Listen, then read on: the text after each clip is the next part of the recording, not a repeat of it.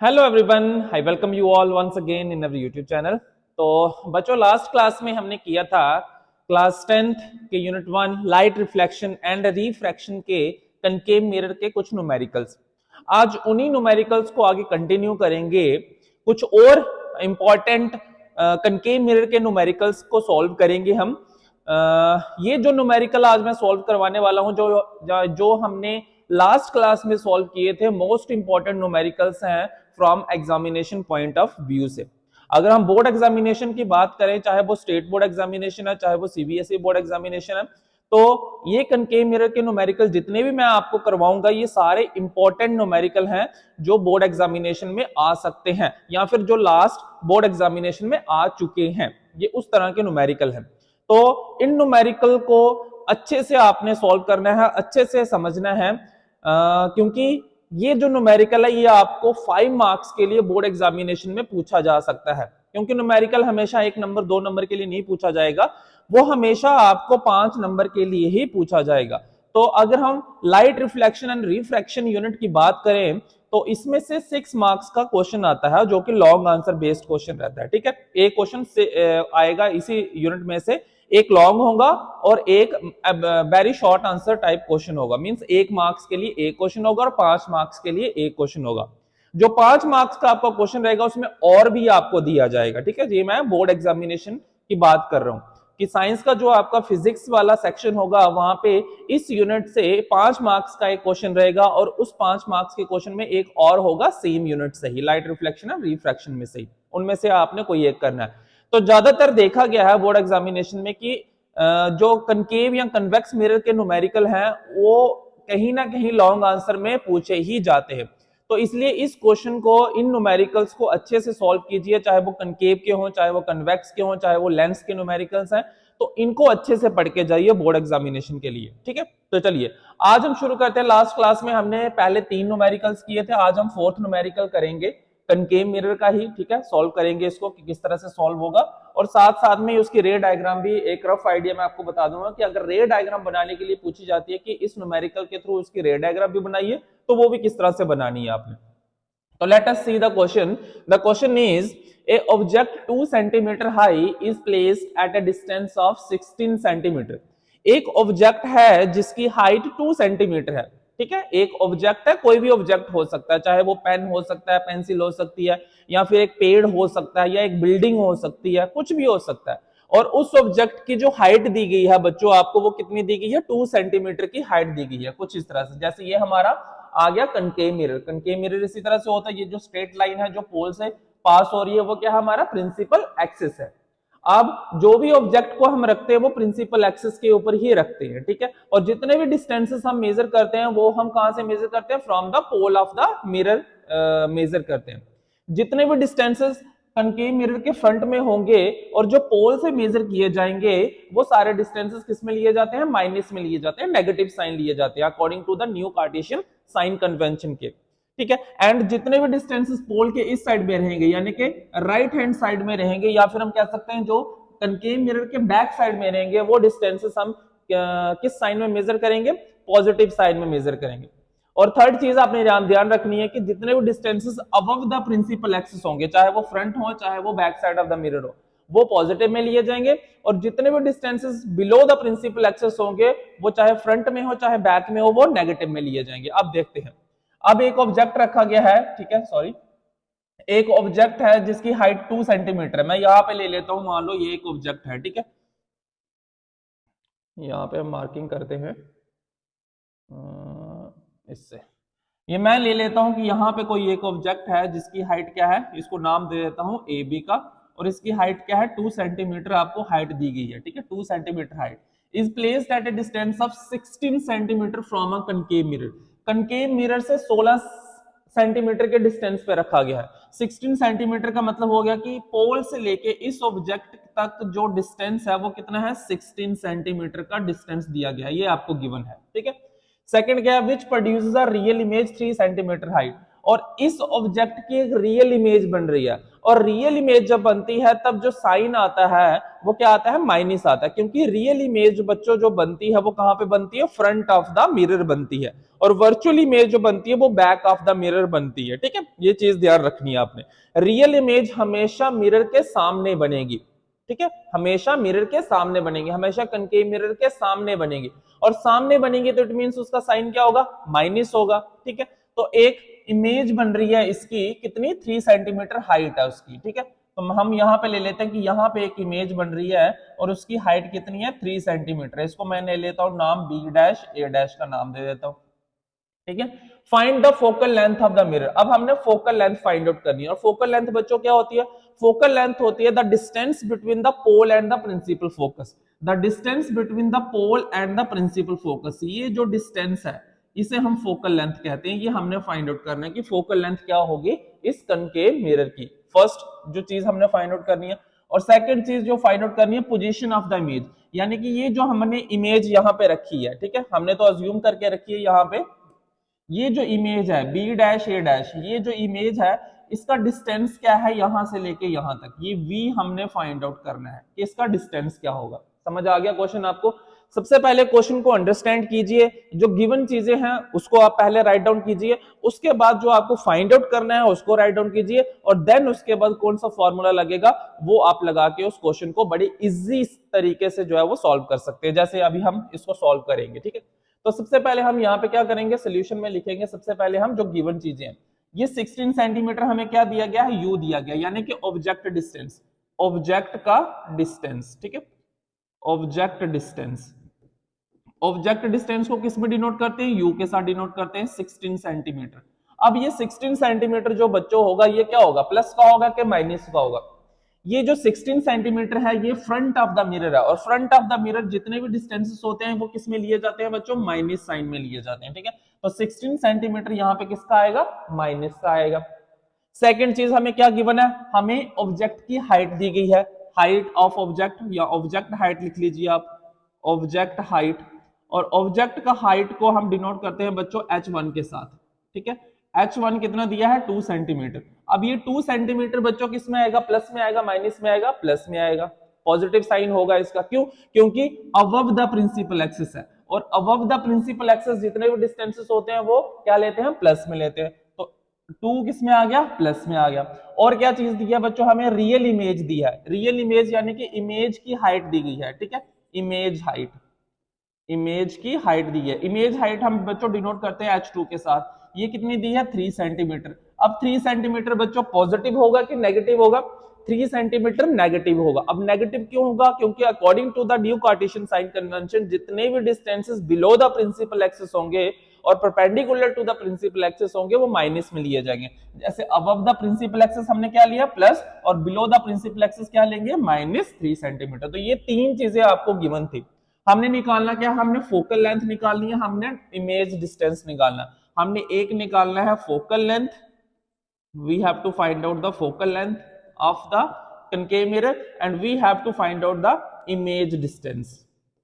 Image distance, image distance को किस में डिनोट किया जाता है बच्चों, v में डिनोट किया जाता है। ये दो चीजें हमने फाइंड आउट करनी है। समझ आ गया आपको? ठीक है, यहां तक ये हमने लिख लिया पहले जो गिवन था और जो हमने फाइंड आउट करना था।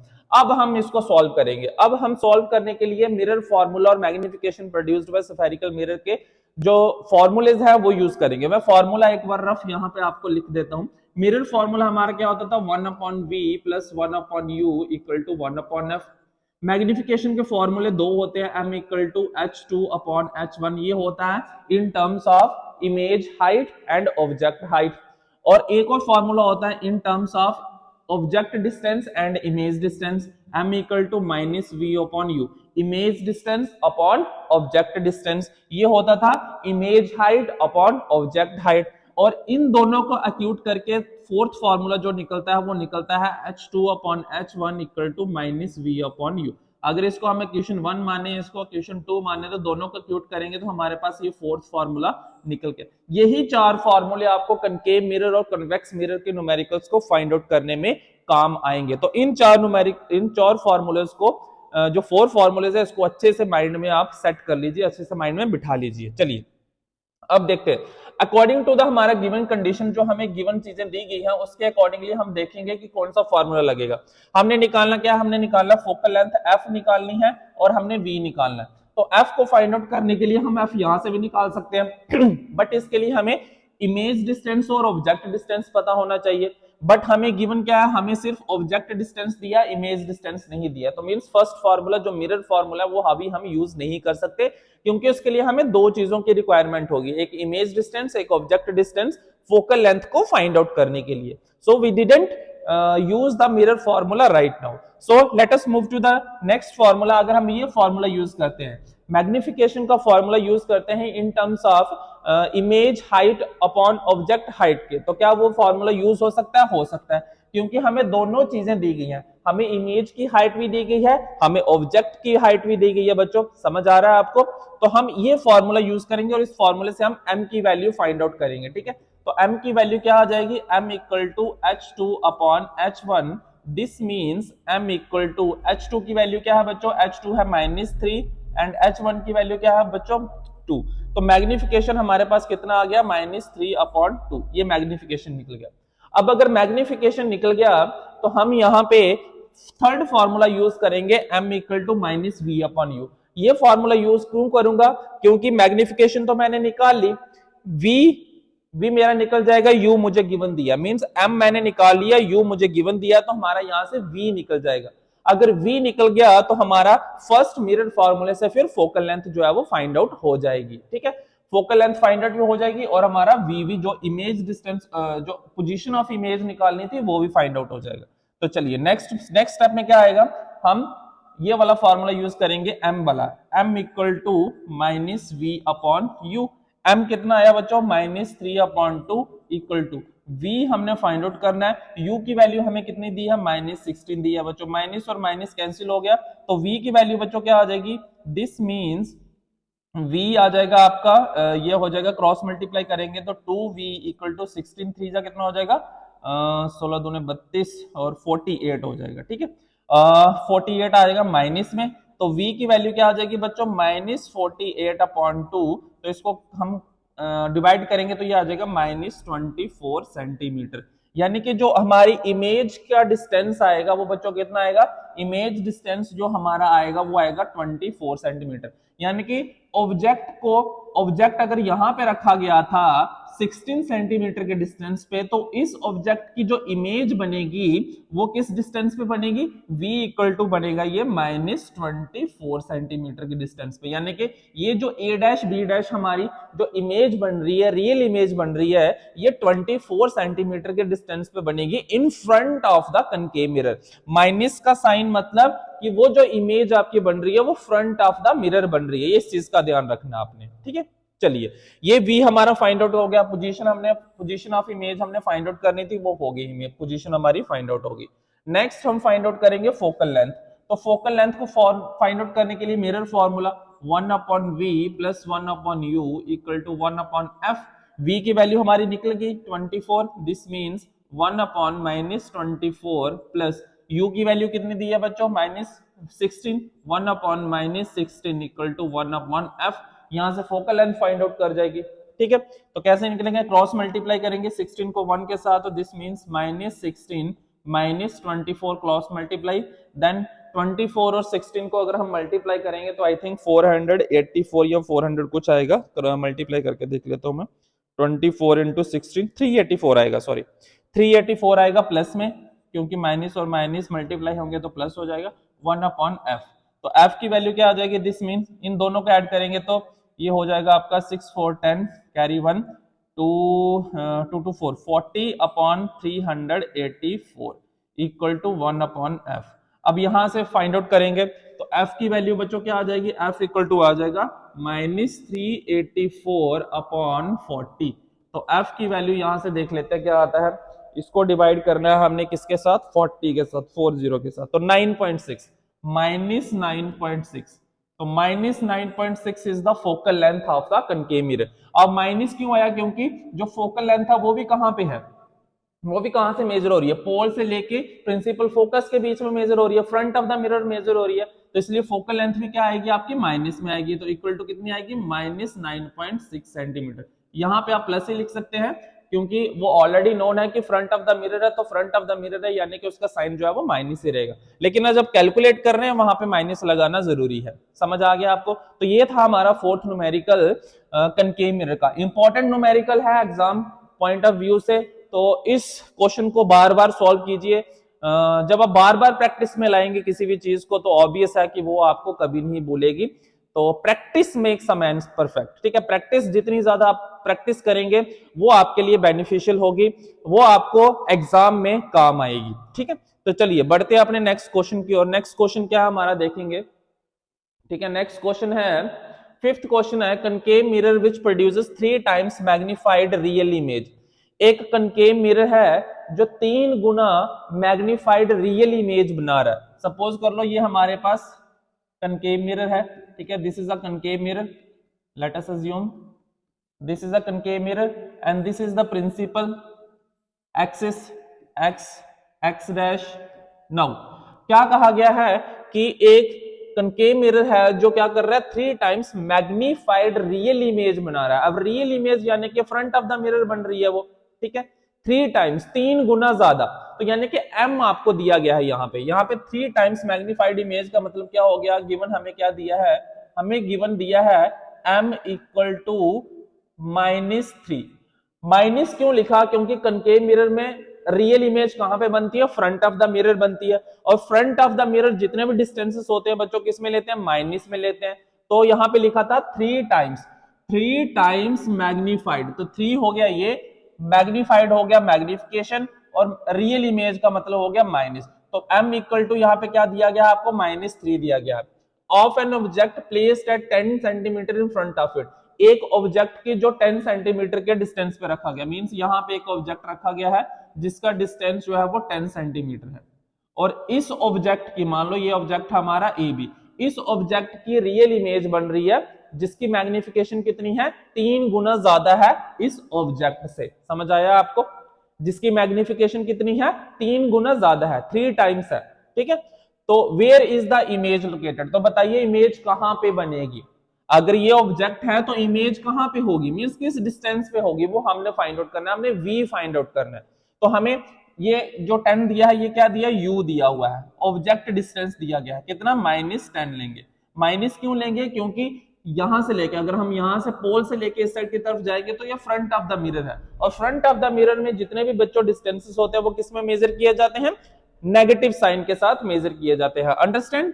चलिए next, now we will apply the formula for magnification, ठीक है। मैग्निफिकेशन का हम फॉर्मूला अप्लाई करेंगे, which one, m equal to -v upon u वाला, ठीक है, in terms of image distance upon object distance. Magnification का फॉर्मूला जो यूज करेंगे वो यूज करेंगे in terms of image distance upon object distance, क्योंकि हमें ऑब्जेक्ट डिस्टेंस दिया है, हमें मैग्निफिकेशन दी है, we have to find out the image distance, ठीक है। तो m कितना दिया हमें, -3 इक्वल टू -v, u की वैल्यू कितनी है, -10, माइनस एंड माइनस कैंसिल, तो v इक्वल टू आ जाएगा -30 सेंटीमीटर, यानी कि जो इमेज होगी वो किस डिस्टेंस पे होगी, वो 30 सेंटीमीटर के डिस्टेंस पे होगी in front of the mirror. Minus का sign that means in front of the mirror, यहां पे भी आपको माइनस साइन दिख रहा है कनकेव मिरर के केस में, तो वहां पे समझ लीजिए कि वो जो डिस्टेंसेस है वो front of the mirror measure किए जा रहे हैं according to the new Cartesian sign convention.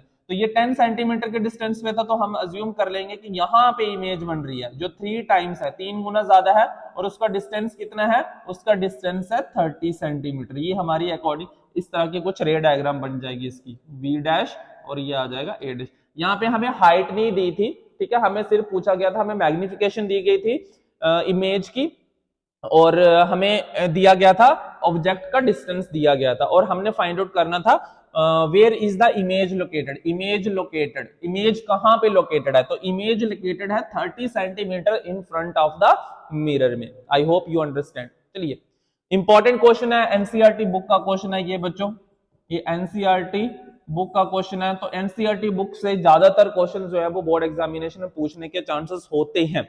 तो इस क्वेश्चन को भी अच्छे से करके जाइए, ये 1 मार्क्स 2 मार्क्स 1 मार्क 2 मार्क के लिए पूछा जा सकता है। ठीक है, चलिए नेक्स्ट क्वेश्चन बढ़ते हैं। क्वेश्चन नंबर 6 देखते हैं क्या दिया गया है।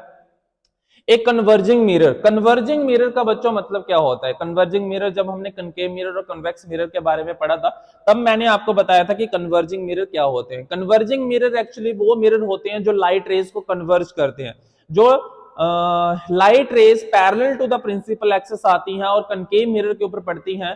तो कनकेव मिरर पे पड़ने के बाद जब वो रिफ्लेक्ट करती हैं तो रिफ्लेक्ट करने के बाद वो एक ही पॉइंट पे ऊपर आके मिल जाती हैं, तो उसे हम क्या कहते हैं? उसे हम कहते हैं कन्वर्ज करना, लाइट रेज का कन्वर्ज करना। अगर मैं एग्जांपल से समझाऊं तो जैसे ये हमारा कनकेव मिरर है, ठीक है, ये हमारा प्रिंसिपल एक्सिस है, एक्स डैश में ले लेता हूं, ये पोल पी आ गया। तो अगर जितनी भी लाइट रेज आएंगी जो parallel to the principal axis होंगी कुछ इस तरह से, ठीक है, ये लाइट रेज है, parallel to the principal axis है, तो ये क्या करेंगी? ये क्या करेंगे? कन्वर्ज करेंगे। कन्वर्ज का मीनिंग हो गया ये एक ही पॉइंट के ऊपर आके सारी मिल जाएंगी कुछ इस तरह से, ये इस तरह से, ठीक है, इस तरह से। ये जो पॉइंट होगा ये हमारा क्या होगा? प्रिंसिपल फोकस होगा। और किस पॉइंट के ऊपर आके कन्वर्ज करती है? ये प्रिंसिपल फोकस के ऊपर आके कन्वर्ज करती है। तो इस तरह के मिरर को हम कन्वर्जिंग मिरर भी कहते हैं, जो सारी लाइट रेज को रिफ्लेक्शन के बाद एक ही पॉइंट के ऊपर आके मिला देता है। और पॉइंट कौन सा होता है? प्रिंसिपल फोकस जो पॉइंट होता है। तो उस तरह के मिरर को हम कन्वर्जिंग मिरर भी कहते हैं। आई होप यू अंडरस्टैंड। चलिए मूव करते हैं क्वेश्चन को सॉल्व करना।